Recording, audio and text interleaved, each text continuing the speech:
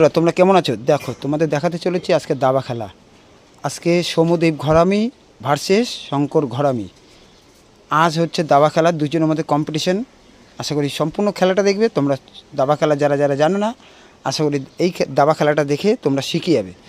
শঙ্কর ঘরামি versus Soumyadip ঘরামি দাবা খেলা হচ্ছে, খুব কম্পিটিশন, দুজনের মধ্যে বাজি চলছে কে আজকে জিততে পারে।